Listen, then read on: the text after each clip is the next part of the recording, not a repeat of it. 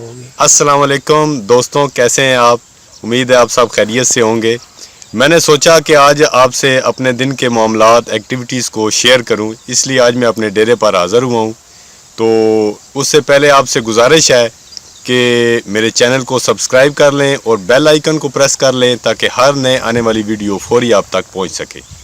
दोस्तों, आज मैं आपको बताऊंगा कि डेरे पर मैं क्या करने आया हूं और मैंने एक कुर्बानी के लिए जानवर लिया है, उसके लिए चारा काटने के लिए आया हूं। तो आएँ चलते हैं, चारा काटते हैं चलकर, और फिर आपके साथ कुछ और भी बातें करेंगे। चलें, आए चलें। दोस्तों, ये एक छोटी सी झलक है। ये मेरा एक छोटा सा डेरा है। ये आपको दिखाता चलूं कि ये पीटर है, ट्यूबवेल जिसे आप कहते हैं। ये घड़ा भी रखा हुआ है जिसमें हम पानी पीते हैं। इसे समझें कि ये डेरे का फ्रिज है।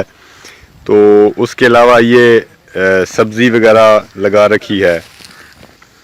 दोस्तों, गांव का माहौल जो होता है वो बहुत खुशगवार होता है। इस वक्त बड़ी प्यारी ही, बहुत ही खुशगवार हवा चल रही है। और गांव में लोग अमूमन सुबह जल्दी उठने के आदी होते हैं और इस वक्त तक तमाम लोग जो है वो भैंसों के लिए चारा काट रहे हैं और यही एक्टिविटीज़ गांव में सुबह सुबह की होती है। दोस्तों, इस वक्त मैं अपनी ज़मीनों में मौजूद हूं और ये मेरे वालिद साहब और मेरे मामू जो हैं ये ज़मीन की पैमाइश कर रहे हैं। और ये हमारी कुछ ज़मीनें हैं जहाँ पर इस वक्त मैं खड़ा हूँ। ये चारा है जो हम लोग भैंसों के लिए काटते हैं। हाँ जी दोस्तों, तो ये अभी हमने चारा काटना शुरू कर दिया है और अभी ये चारा काट के हम उसके बाद ये भैंसे के पास लेकर जाएंगे। काम नहीं मोर हो गया।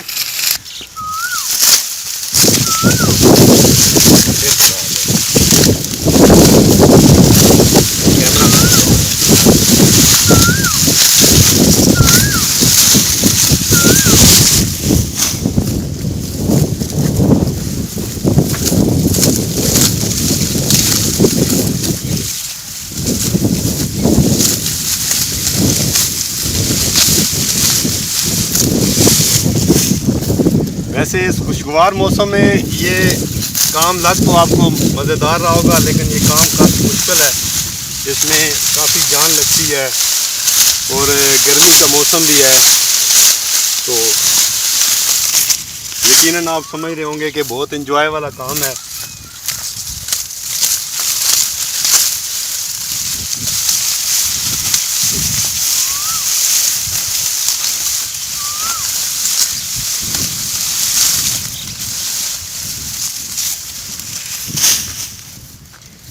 हाँ, ये काम ख़त्म हुआ आज का। इंशाल्लाह नेक्स्ट हम आपको आगे लेकर चलते हैं और आपको मज़ीद बताएंगे कि हम और आज क्या करने वाले हैं। शुक्रिया।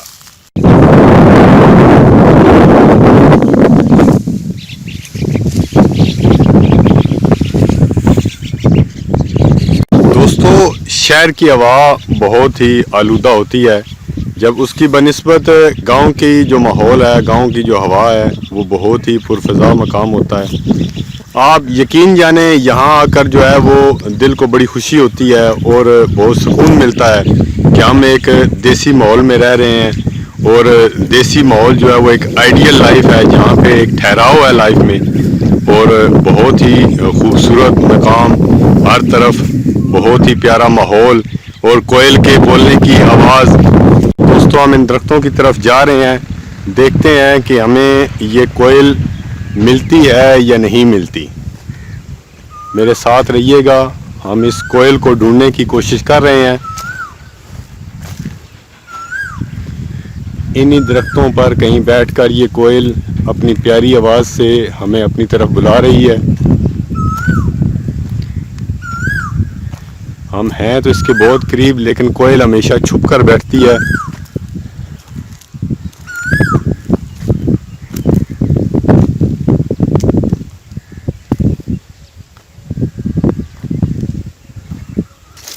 शायद कोयल ने हमारी मौजूदगी को भांप लिया है, इसलिए खामोश हो चुकी है।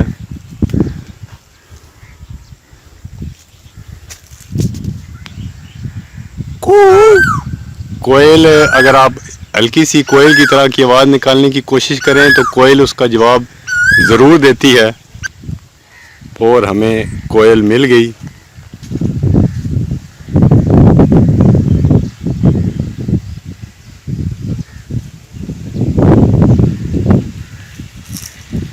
ये देखें नाज़रीन, ये सामने कोयल है,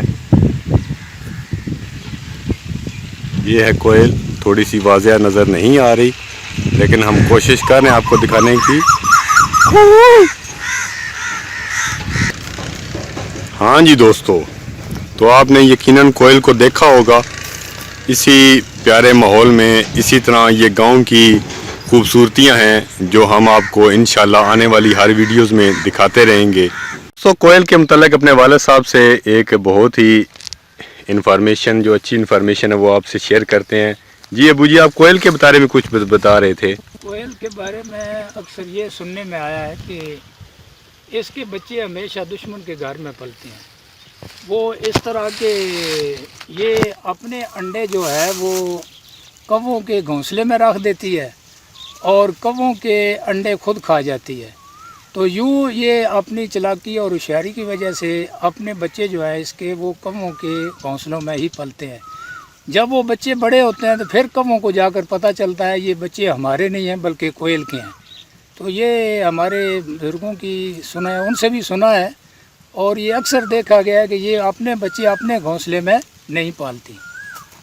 हाँ जी दोस्तों, तो कैसी लगी आपको ये वीडियो, ये गांव का माहौल, ये कुछ चंद दिलचस्प बातें। उम्मीद है आपको पसंद आई होंगी। तो हमारे साथ रहिएगा, इस चैनल को सब्सक्राइब करें और मज़ीद इस तरह की खूबसूरत वीडियोस को देखने के लिए हमारे साथ रहें। शुक्रिया, अल्लाह हाफिज़।